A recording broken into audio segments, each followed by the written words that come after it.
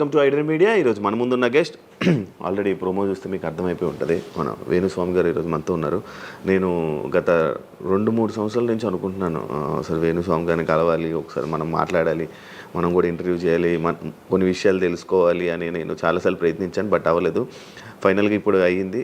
అదే కాకుండా మరి కొన్ని రోజులు ఉగాది రానుంది, దాని గురించి రాశి ఫలాలు అండ్ కొత్త విషయాలు ఆయన మాటల్లోనే తెలుసుకునే ప్రయత్నం అయితే చేద్దాం. హాయ్ సార్, ఎలా ఉన్నారు? ఓం నమో వెంకటేశాయ. వెంకటాది సంస్థానం బ్రహ్మాండే నాస్తికించిన వెంకటేశ సమోదేవో నా భూతో నా భవిష్యతి. సూపర్. అది ఎందుకు చెప్పారు సార్? ఇప్పుడు వెంకటాది సంస్థానం బ్రహ్మాండే నాస్తికించిన వెంకటేశ సమోదేవో నా భూతో నా భవిష్యతి అంటే కలియుగ దైవమైనటువంటి ప్రోటోకాల్ దైవమైనటువంటి వెంకటేశ్వర స్వామి వారు లాంటి భగవంతుడు, దేవుడు ఇక రాడు, రాలేడు, రాబోడు. అలాగే ప్రపంచం మొత్తంలో తిరుమల లాంటి ప్రదేశము ఎక్కడా ఉండదు, అక్కడ ఉన్నంత మనశ్శాంతి ప్రపంచంలో ఎక్కడా ఉండదు అని దాని సారాంశం.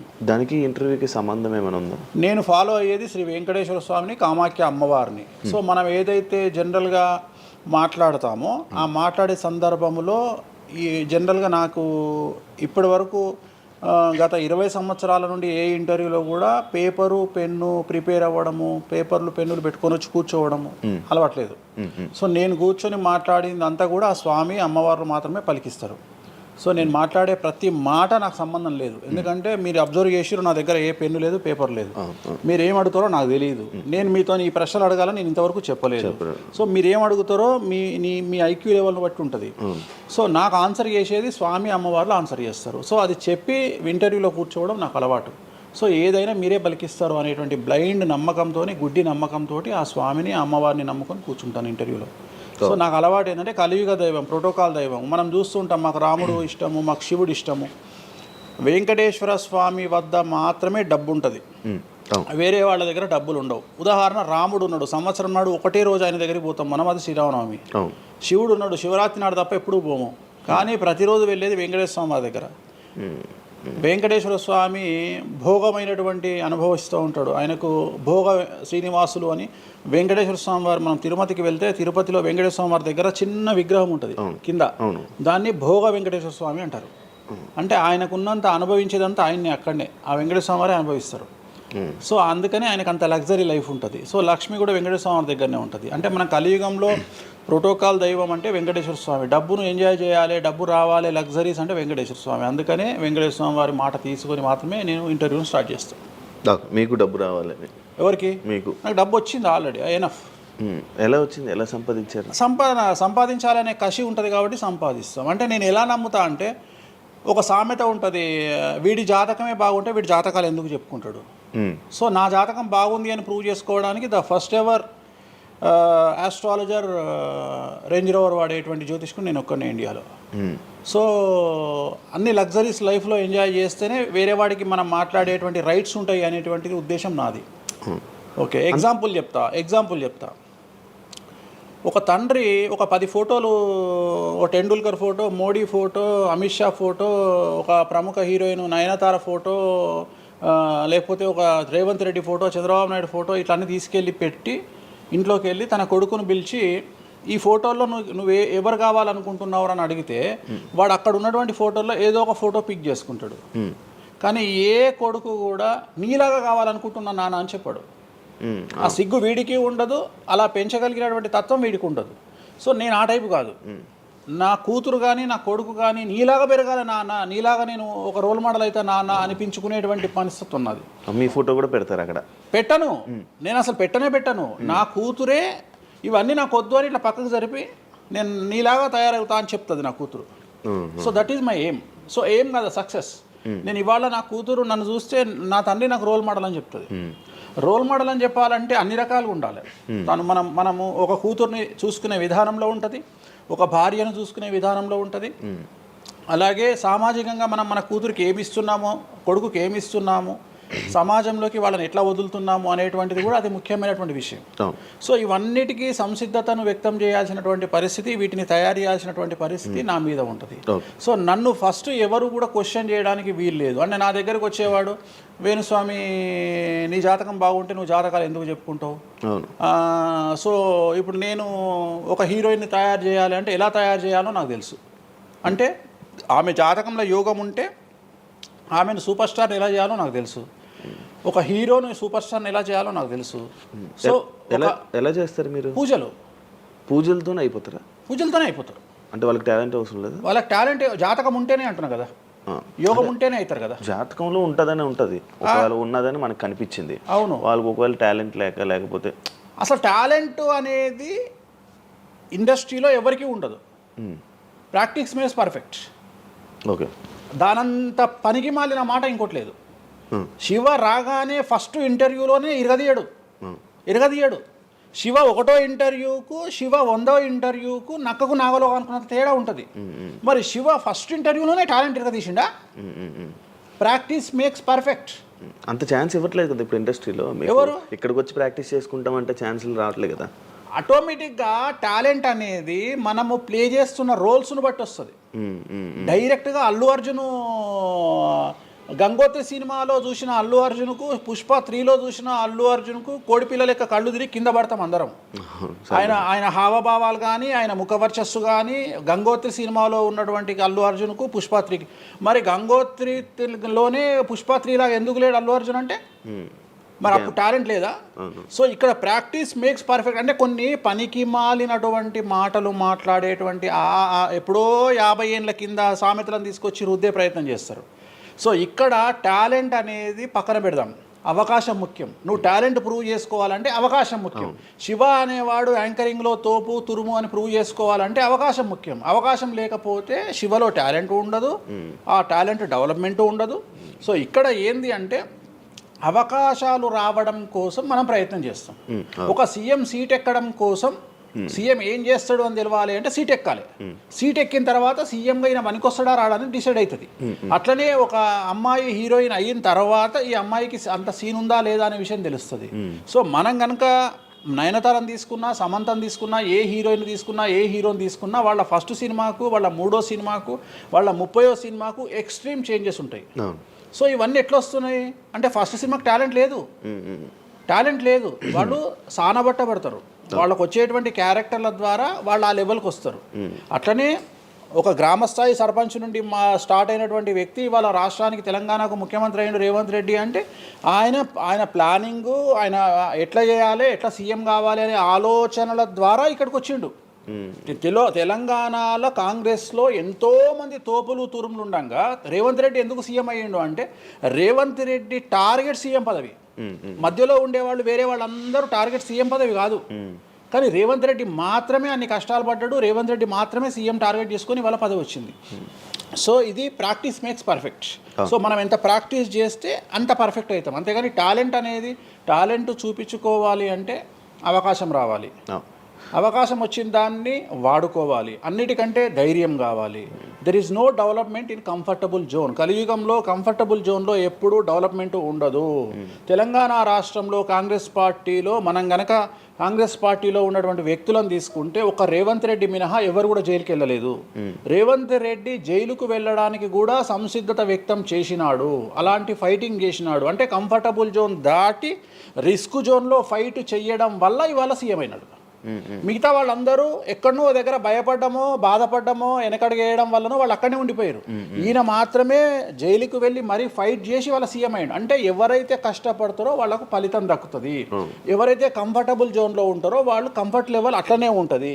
సో సమాజంలో మనం బయటికి వచ్చి ఫైట్ చేసి అన్నిటినీ ఎదుర్కొని 10 మందితో దొబ్బులు తిని సోషల్ మీడియాలో దొబ్బించుకొని కింద కామెంట్లు పెట్టించుకొని బండనాయదవా దొంగనాయదవా అని కామెంట్లు పెట్టించుకొని సో ఇవన్నీ ఓవర్కమ్ అయ్యి సమాజాన్ని అర్థం చేసుకొని ఓహో వీళ్ళంతా పనికి మాలిన వెధవలు కామెంట్ల రూపంలోనే ఉంటారు అని మనం ఫైట్ చేస్తూ ముందుకు వెళ్తేనే మనకు లైఫ్ దొరుకుతుంది. ఇప్పుడు రేవంత్ రెడ్డి గారి గురించి మాట్లాడారు కాబట్టి ప్రజెంట్ జనాల్లోని నెగిటివిటీ నేను ప్రిడిక్షన్స్ని కానీ వేరే వాటి చెప్పట్లా. నేను ఒక మంచి విషయాన్ని తీసుకొని మాత్రమే చెప్తా ఉన్నాను. నేను మంచి విషయాన్ని మాత్రమే తీసుకొని చెప్పాను. వేణుస్వామి గారు ఎప్పుడు అంటే లైక్ ఇందాక మాట్లాడుతున్నట్టు హీరోయిన్లు మనం టాలెంట్ ఉన్న వాళ్ళు చేస్తాం. ఎక్కువ వేణుస్వామి దగ్గర చేసుకున్న యాక్టర్స్ అమ్మాయిలే ఎందుకు వచ్చి చేయించుకుంటుంటారు పూజలు వేణుస్వామి గారి దగ్గర? ఒక రాజు కావాలంటే రాజ్యం కావాలి, ఒక రాణి కావాలంటే రాజు ఉంటే సరిపోతుంది. అర్థం కాలేదా? ఒక వ్యక్తి రాజు కావాలంటే రాజ్యాన్ని సంపాదించాలి. అవును. రాజ్యాన్ని సంపాదించాలంటే సగం జీవితం సంక నాకిపోతుంది ఒక వ్యక్తికి. అంటే శివ అనే వ్యక్తి ఒక 100 కోట్ల రూపాయలు సంపాదించాలంటే సగం జీవితం సంక నాకిపోతుంది. అవును, రైట్. కానీ శివను పెళ్లి చేసుకోవడానికి ఒక అమ్మాయికి మ్యాక్సిమం 10 మినిట్స్ చాలు. ఎస్, అంటే శివ నచ్చితే చాలు, శివకు అమ్మాయి నచ్చితే చాలు, పని అయిపోయింది. అంటే 10 నిమిషాల్లో ఆ అమ్మాయి 100 కోట్ల వారసురాలు అయిపోయింది. అలాగే 100 కోట్ల అధిపతి కూడా తనకు దక్కిండు.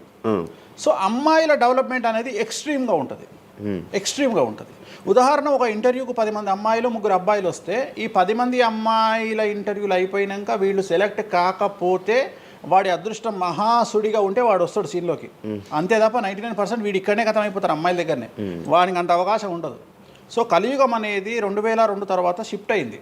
ఒకప్పుడు ఆడవాళ్ళకి అవకాశాలు తక్కువ, మగవాళ్ళకి ఎక్కువ.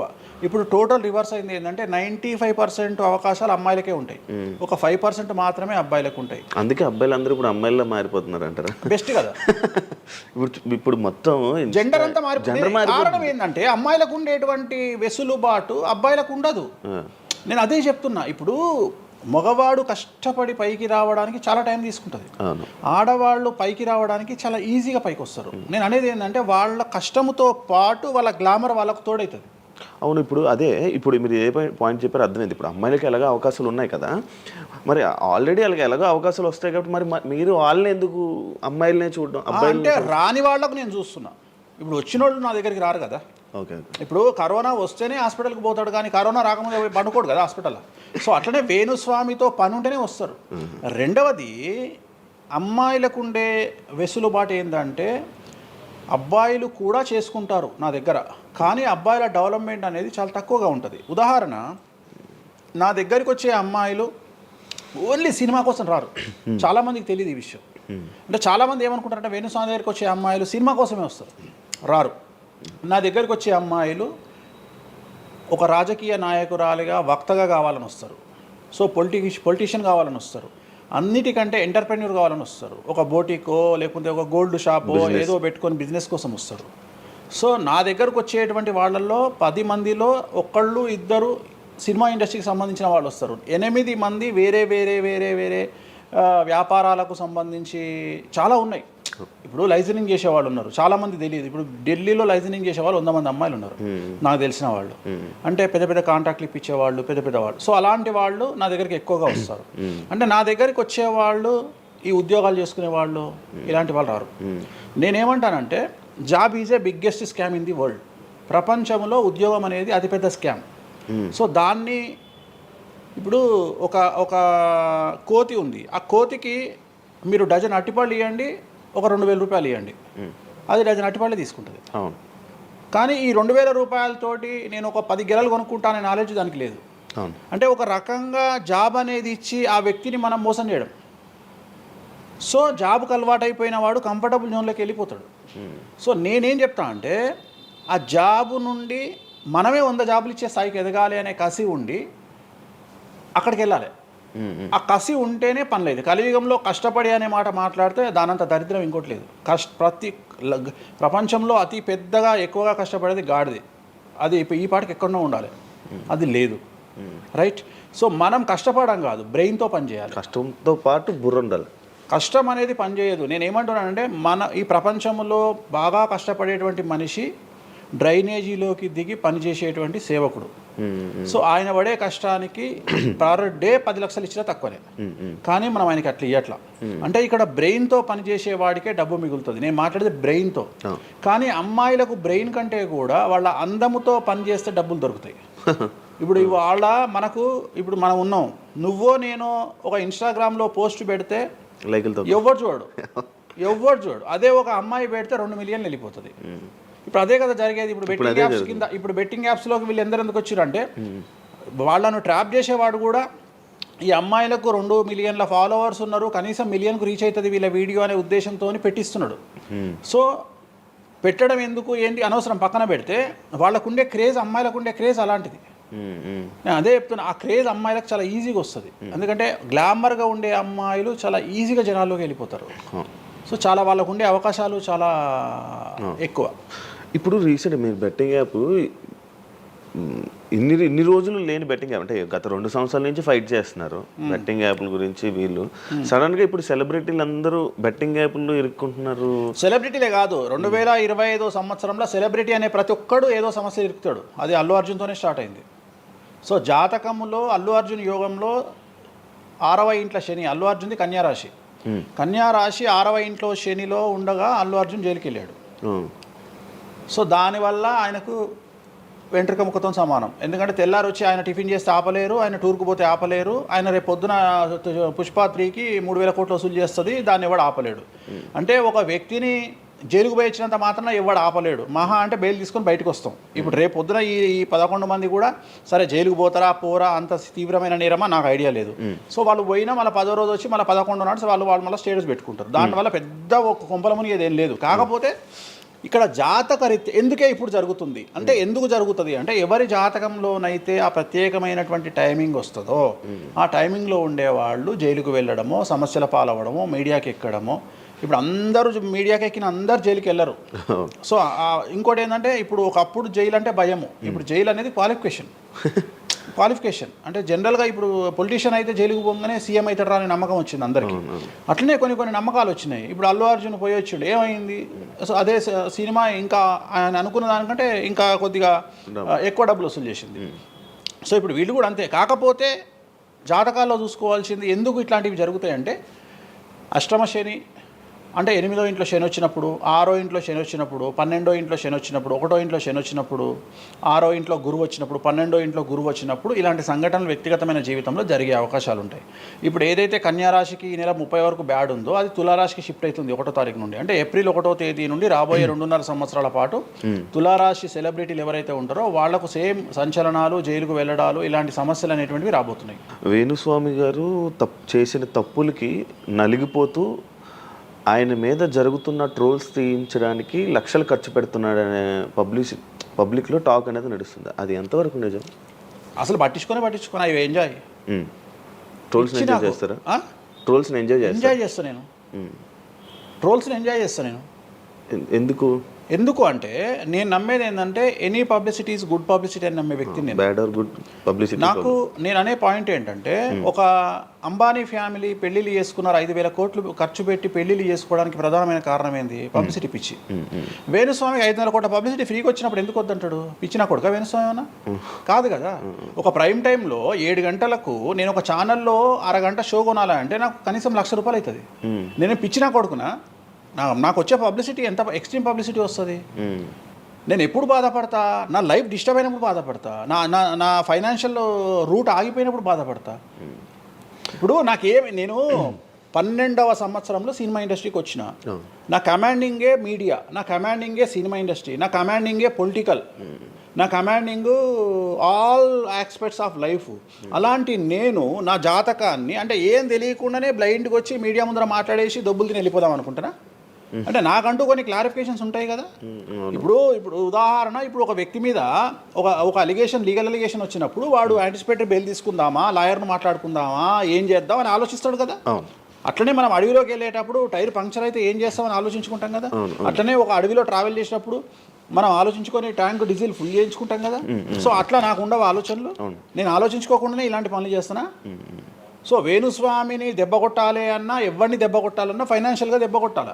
బట్ నేను అవకాశం అవతల వాడికి ఇయ్యాను. కారణం ఏంటంటే, ఒక ఎలుకలాగానో ఒక పాములాగానో, ఒక ఎలుక కానీ పాము కానీ తన శత్రువుల దాడి నుండి బయటికి రావాలంటే 7 నుండి 8 బొక్కలు చేసుకుంటుంది ఒక హోల్లో. అంటే ఇటు రాడ్ పెడితే ఇటు వెళ్ళిపోతుంది, ఇటు రాడ్ పెడితే ఇటు వెళ్ళిపోతుంది. సో అట్లనే నేను ఒక 4-5 రకాల ఆర్థిక వనరులను ఏర్పాటు చేసుకున్నా. నా మెయిన్ ఇది కాదు. ఇది కాకుండా ఇంకా 4-5 రకాల ఆర్థిక వనరులను ఏర్పాటు చేసుకున్నా. ఈరోజు దుకాణం బంద్ చేయమంటే ఇదే క్షణంలో దుకాణం బంద్ చేసి కాలు మీద కాలేసుకొని నా పనులు నేను చేసుకుంటాను. సో అంత కంఫర్టబుల్ జోన్లో ఉన్నా నేను. సో నాకు టెన్షన్ లేదు. నాకు అంటే నన్ను ఎవడో ఆపేస్తాడు, నేను ఆగేయాలి ఏం లేదు, హ్యాపీగా వెళ్ళిపోతుంది. సపరేట్ బిజినెస్లు ఉన్నాయి నాకు. 190 వ్యాపకాలు ఉన్నాయి నాకు.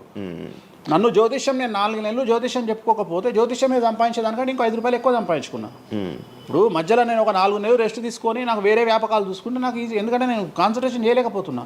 సో ఇప్పుడు నాకు దొరికింది మొన్నటి వరకు నేను ఆ పని చేసుకున్నా. రెండోది ఉగాదికే కదా నేను మాట్లాడేది, తర్వాత ఏం మాట్లాడతా. రెండోది ఏంటంటే కొన్ని సార్లు మనకు కొన్ని విచక్షణ కొన్ని జ్ఞానాలు కలుగుతాయి, కొన్ని సార్లు కలుగుతాయి. ఇప్పుడు నాకు కూడా అదే జ్ఞానం కలిగింది. ఎందుకు అంటే ఇక్కడ వాక్యూమ్ నేను కవర్ చేసిన, టాలీవుడ్లో తెలుగులో వాక్యూమ్ కవర్ చేసిన, ఇక్కడ ఏం లేదు. సో నేను వాక్యూమ్ ఇంకా క్లియర్ చేసుకోవాలి, ఇంకా పెంచుకోవాలి అంటే బాలీవుడ్కు పోవాలి, కన్నడ పోవాలి, తమిళ్ పోవాలి. సో అటువైపు నేను కాన్సన్ట్రేషన్ చేస్తున్నా ఎక్కువగా. అందుకని నేను ఇక్కడ సెలబ్రిటీల గురించి చెప్పడం ఆపేసిన, తెలుగు సెలబ్రిటీల గురించి చెప్పడం లేదు. ఇప్పుడు మీరు పాన్ ఇండియా ఆస్ట్రాలజీ 100% తప్పేముంది?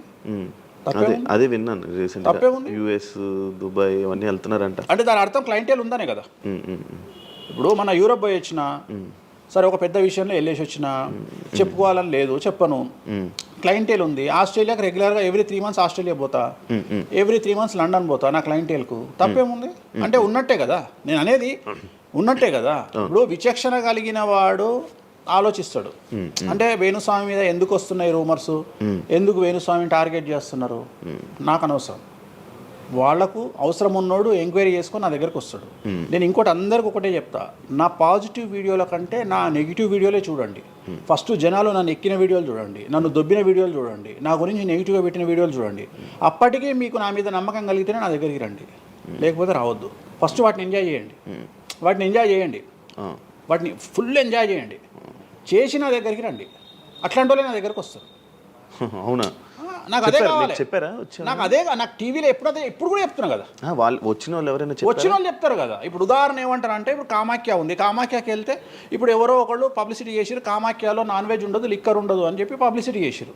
చెయ్యంగానే నా కామాఖ్య మెట్లెక్కగానే కనిపించేది నాన్ వెజ్, కామాఖ్య మెట్లెక్కగానే కనిపించేది లిక్కరు, గర్భగుడిలో ప్రదర్శనం చేస్తున్నంతసేపు మనకు కనిపించేది నాన్ వెజ్, లిక్కరు. సో అక్కడికి ఇప్పుడు ఎగ్జాంపుల్ చెప్తా. ఇప్పుడు శివ అనే వ్యక్తి కామాఖ్యకి ఇంతవరకు వెళ్ళలేదు.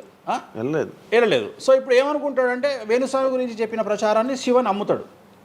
నాకు అదే కావాలి, ఇప్పుడు నమ్మడమే కావాలా. కానీ శివ నెల తర్వాత కామాఖ్యకి వెళ్తాడు. వెళ్ళిన తర్వాత ఎక్కడ చూసినా అడుగున నాన్ వెజ్, లిక్కర్ కనిపిస్తుంది శివకు. శివకు లాస్ట్కు ప్రసాదం కూడా నాన్ వెజ్ ఇస్తారు, ప్రసాదం కూడా లిక్కరే ఇస్తారు. అంటే తాగున ఆయన అని చెప్పి చేతిలో పోస్తారు. అంటే తీర్థంలో లిక్కర్ పోసి మీకు తీర్థం ఇస్తారు, మీరు తీర్థం తాగుతారు, లిక్కర్ పోసిరు. అప్పుడు ఒకసారి మీకు గుర్తొచ్చేది ఎవరు? వేణుస్వామి. ఓహో, వేణుస్వామి చెప్పింది 100% నిజము. అంటే మనం మూర్ఖులము, ఇన్ని రోజులు నమ్మింది, మనం తప్పు చేసినాం వేణుస్వామి విషయంలో. అక్కడికి వెళ్ళే వాళ్ళు క్షుద్ర పూజలు వీళ్ళు వాళ్ళు వెళ్తుంటారు. అసలు క్షుద్రం అంటే ఏంది? క్షుద్ర పూజలు శ్మశానంలో చేస్తారు. ఇవి వామాచార పూజలు. మందులలో, అలోపతి మందుల్లో రెగ్యులర్ మందులు స్టిరాయిడ్స్ లాగా స్టిరాయిడ్స్ అనేవి ఇవి. సో నాలెడ్జ్ లేకపోతే నిమ్మకాయలు పెట్టిన ప్రతి చోట క్షుద్ర పూజ అంటే శ్రీకాళహస్తిలో నిమ్మకాయలతోనే పూజ చేస్తారు. క్షుద్ర పూజ నాది అంటే వేణుస్వామి పూజలు చేయడం క్షుద్ర పూజలు, వామాచార పూజలు. నేను అనేది ఏంటంటే, నేను ఇప్పుడు ఇందాక అదే చెప్పిన, అనేవాడు ఫిల్టర్ లేకుండా ఎన్నన్నా అనుకొని, ఒకవేళ అట్లా అనుకుంటే వేణుస్వామి క్షుద్ర పూజలు చేస్తే సోషల్ మీడియాలో ఎందుకు పెట్టుకుంటాడు?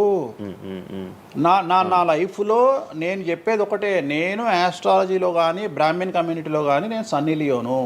నేను నా బట్టలు నేనే ఇప్పుకుంటా, నేను ఎవ్వరిని ఇప్పనియ్యా, నా బట్టలు నేనే ఇప్పుకుంటా. నేను దొంగతనంగా ఇవాళ వరకు పూజ చేసినా, దొంగతనంగా చెయ్యలేదు. పైన పూజ అవుతుంది, మీరు కెమెరా తీసుకొని పోయి పెట్టుకోండి. నాన్ వెజ్ పెట్టిర్రు, లిక్కర్ పెట్టిర్రు, పైన పూజ అవుతుంది. సో మీ ఇష్టం వచ్చినవి తీసుకోండి. నేను శాస్త్రానికి విరుద్ధంగా చేస్తే అమ్మవారు నన్ను సర్వనాశనం చేస్తుంది. నాకెవడన్నా అడ్డొచ్చి అనవసరంగా అమ్మవారిని బద్నాం చేస్తే వాడు సర్వనాశనం అవుతాడు. Simple logic. ఇంట్లో పెద్ద ఏం లేదు, ఇంట్లో నేను పెద్ద గొప్పగా చెప్పుకునేదే లేదు. వామాచారాన్ని క్షుద్ర పూజలుగా భావించి మాట్లాడుకుంటే మీ కర్మ. ఇంకోటి, నేను ఎందుకు లైవ్లో పెడతా పూజలన్నీ, ఎందుకు పెడుతున్నా అంటే నేను చేసేటి సక్రమమైనటువంటివి కాబట్టే పెడుతున్నా. ఇంకోటి, ఎక్స్ప్లోర్ చేసేవాడికి తెలుస్తాయి ఇవన్నీ. కామాఖ్య పోవాలంటే పోయేటప్పుడు 15,000, వచ్చేటప్పుడు 15,000, 30,000 రూపాయల ఫ్లైట్ టికెట్ ఎక్కి పోవాలి. ఒకప్పుడు 4,000 రూపాయల ఫ్లైట్ టికెట్ ఉంది వేణుస్వామి ప్రచారం చేయక ముందుకు. వారానికి ఒక్క ఫ్లైట్ ఉండే గౌహతికి. ఇవాళ ప్రతిరోజు పోవడానికి 3 ఫ్లైట్లు, రిటర్న్ రావడానికి 4 ఫ్లైట్లు వేణుస్వామి వల్ల ఏర్పడ్డాయి. ఇవాళ తెలుగు, మీరు కామాఖ్య టెంపుల్కి వెళ్తే ప్రతి 10 మందిలో 5 తెలుగు వాళ్ళే ఉంటారు, కర్ణాటక వాళ్ళు ఉంటారు, తమిళ వాళ్ళు ఉంటారు. సో ఇంత స్ప్రెడ్ అయింది కామాఖ్య. సో రెండవది, తెలియకుండా మాట్లాడే వాళ్ళ గురించి నేను మాట్లాడా, ఎక్స్ప్లోర్ చేసి మాట్లాడే వాళ్ళ గురించి నేను మాట్లాడతాను. మీరు కామాఖ్యకి వెళ్తే ఇప్పుడు గోవాలో ఏముంటుంది? మందు ఉంటుంది. ఉదాహరణ బ్యాంకాక్ అనగానే ప్రతి నా కొడుకు మాట్లాడేది ఏంది మసాజ్. హైదరాబాద్ కంటే గొప్పగా ఉంటుందా బ్యాంకాక్? నాకు తెలియదు. ఇండియా కంటే గొప్పగా ఉంటుందా బ్యాంకాక్? లేదు. మరి ఇప్పుడు అట్లాంటప్పుడు ఆడవాళ్ళు ఎందుకు పోతున్నారు? ఇప్పుడు బ్యాంకాక్కు ఆడవాళ్ళు విపరీతంగా పోతున్నారు. అంటే బ్యాంకాక్లో మసాజ్ కాకుండా బీచెస్, వైట్ శాండ్ బీచెస్ చాలా ఫేమస్, ఫ్రూట్స్ ఫేమస్, చెట్లు ఫేమస్, ఎంటర్టైన్ చేసే ప్లేసెస్ చాలా. అంటే మూర్ఖులు, నాలెడ్జ్ లేని వాళ్ళు బ్యాంకాక్ గురించి తప్పుగా మాట్లాడతారు. అట్లనే మన దగ్గర పెద్దాపురం ఉంది. పెద్దాపురం గురించి అదేనా ఇక దాని అర్థం? పెద్దాపురంలో బుట్ట భోజనం చాలా ఫేమస్. ఓకే, నేను ఎక్కడికి వెళ్ళిపోయాను. పెద్దాపురం అని ఉంది, బుట్ట భోజనం ఉంది. పెద్దాపురంలో బుట్ట భోజనం నాకు ఇష్టము, కొంతమందికి వేరే ఇష్టం. అంటే నేను అనేది ఏంటంటే మీ ఇష్టం వచ్చినట్టు. ఇప్పుడు చిలకలూరుపేట అని పేరు, అంత మాత్రం తప్పు పడతామా? అంటే మూర్ఖపు వేదవాళ్ళు మాట్లాడే మాటలకు నేను తీసుకోవాల్సినటువంటి పని నాకు లేదు. రెండవది, కాదేది విమర్శకు అనర్హం. అంటే వేణుస్వామి దగ్గర విషయం ఉంది, వేణుస్వామి సెలబ్రిటీ కంటెంటు, లేదా వేణుస్వామిని ట్రోల్ చేసినా, వేణుస్వామిని తిట్టినా, వేణుస్వామి గురించి సబ్జెక్టు పెట్టినా, కనీసం మనకు ఒక వీడియోతోని ఒక 5 జీతాలు వెళ్తాయి అనేటువంటి నమ్మేటువంటి ప్రజల గురించి నేను మాట్లాడను. ఎందుకంటే నా వల్ల వాళ్ళ జీతాలు వెళ్తున్నప్పుడు నేను సంతోషపడతా. నా వల్ల జీతాలు వెళ్తున్నప్పుడు నేను ఎంత తిడితే నాకు అంత ఆనందం. ఎందుకంటే వేణుస్వామి మంచోడు అని చెబితే ఎవడు చూడడు. వేణుస్వామిని తిడితే 5 లక్షలు చూస్తారు. 5 లక్షలు అంటే కనీసం 30,000 రూపాయలు. అంటే నాకు తెలియదు సరిగా, ఒక జీతం వెళ్ళిపోతుంది కదా. సో నేను అనే పాయింట్ ఏంటంటే, నన్ను తిడితే నేను అసలు బాధపడను, నన్ను తిడితే నేను సంతోషపడతా. కారణం ఏంటంటే అట్లీస్ట్ ఆ వీడియోతోని నన్ను ఒక 1000 మంది అన్న గుర్తుపడతారు. ఇప్పుడు ఆస్ట్రాలజీ పరంగా నాకుండే గుర్తింపు నాకుంది, నేను కాదనను. కానీ ఇంకా నా గుర్తింపు నేను పెంచుకోవాలంటే ఎట్లా పెంచుకుంటా? నాతో అయిపోయింది. ఇంతకంటే నేను ఏం చేయలేను. ఇక నేను మ్యాక్సిమం చేసేసిన ఆస్ట్రాలజీలో. ఇప్పుడు వేణుస్వామి అంటే సౌత్ ఇండియాలో వేణుస్వామి అనగానే ఆస్ట్రాలజీ పేరు వస్తుంది, ఆస్ట్రాలజీ అనగానే వేణుస్వామి వస్తుంది. ఎవడు అవునన్నా కాదన్నా నేనే మార్గదర్శకం, దీంట్లో అనుమానమే లేదు. కానీ ఇంతకంటే నాకు ఇంకేదో కావాలి అంటే నేను డబ్బులు. ఇప్పుడు మీరు నా దగ్గరకు వచ్చిర్రు, ఎక్కడైనా నా నేమ్ ప్లేట్ మీరు చూసిరా? చూడలేదు. నా ఫోటో కనిపిస్తుందా మీకు నా ఆఫీస్లో? లేదు. అది నా రేంజ్, అది నా రేంజ్. నాకు విజిటింగ్ కార్డు ఉండదు, నాకు నేమ్ ప్లేట్ ఉండదు, నాకు నా ఫోటో ఉండదు ఎక్కడ. అమ్మవారి ఫోటోలు, వెంకటేశ్వర ఫోటోలు తప్ప నా పర్సనల్ ఫోటోలు నేను ఎక్కడ పెట్టుకోను. మీరు నన్ను వేణుస్వామి కాదు ఎల్లయ్య అన్న నేను యాక్సెప్ట్ చేస్తాను. ఒకవేళ ఒకరోజు యాంకరింగ్లో ఒక ఆమె ఏం చేసిందంటే, అమ్మాయి ఇంటర్వ్యూ చేయబోతూ వేణుస్వామి కాకుండా ఏదో కొత్త పేరు చెప్పింది. కొత్త పేరు చెప్పి భయపడ్డది. అంటే నేను ఫ్లోలో చెప్పేసి భయపడ్డది. స్వామి తప్పు చెప్పినా అంటే నీ ఇష్టం వచ్చిన పేరు చెప్పుకోపో అన్న. జనాలకైతే నేను వేణుస్వామి అని తెలుసు కదా. ఇప్పుడు వేణుస్వామి బొమ్మేసి పుల్లయ్య అంటే అయితే వేణుస్వామి అనుకుంటారు కదా జనాలు. నేను అనేది అది. సో నాకు ఎంత విమర్శ చేస్తే ఐఎమ్ ఫీల్ హ్యాపీ. అదే మీ గురించి మీరు అంత క్రియేట్ జనాల్లో అందరికీ తెలుసు, అంత ఉంది ఆల్రెడీ. నేను మౌత్ పబ్లిసిటీని నమ్ముతా. మౌత్. రెండవది సింపుల్ లాజిక్. తెలుగు జనాలు అంత పిచ్చోళ్ళ. ఎక్కడ ఎవరి గురించి నెగిటివ్ పడుతుంది, ఏం పడుతుంది, ఎందుకు పడుతుంది, దీని వెనకాల ఏం జరుగుతుంది అని ఆలోచించలేనంత చవటలో నేను అనుకోను. ప్రతి యాడ్ను క్షుణ్ణంగా పరిశీలిస్తారు, ప్రతి టీవీలో టెలికాస్ట్ అయ్యే ప్రతిదీ క్షుణ్ణంగా పరిశీలిస్తారు, దీని వెనక వీళ్ళ మోటో ఏంది అనేది కూడా ఆలోచిస్తారు. సో చాలా సింపుల్గా అనలైజ్ చేస్తారు. సో అంత మాత్రాన నాకు వచ్చేదేముంది, జనాలు ఒకటి నన్ను విమర్శించేవాడికి లేదా నన్ను శత్రువుగా భావించేవాడు ఆ 2 రోజులు మందు ఎక్కువ తాగుతాడు, 2 పెగ్గులు, అంతకుమించి వాడు వీకేది ఏం లేదు. రెగ్యులర్గా తాగే మందు కంటే 2 పెగ్గులు ఎక్కువ తాగుతాడు, 2 ముక్కలు ఎక్కువ తింటాడు. ఎందుకంటే అబ్బా వేణుస్వామికి ఏదో అయిపోయింది అని. కానీ అంతకుమించి జరిగేది ఏముంటుంది? వేణుస్వామి మర్డర్ చేసినా, మానభంగం చేసినా రాజ్యాంగానికి అతీతంగా లోపలికి పోతాడు. అది కాకుండా 19(1) ప్రకారమే ఎవరికైతే జనాలకు స్వేచ్ఛ మాట్లాడే హక్కు ఉందో దాన్ని బేస్ చేసుకుని వేణుస్వామి మాట్లాడతాడు తప్ప వేణుస్వామి రాజ్యాంగాన్ని మీరి ప్రవర్తించేటువంటి పరిస్థితి లేదు.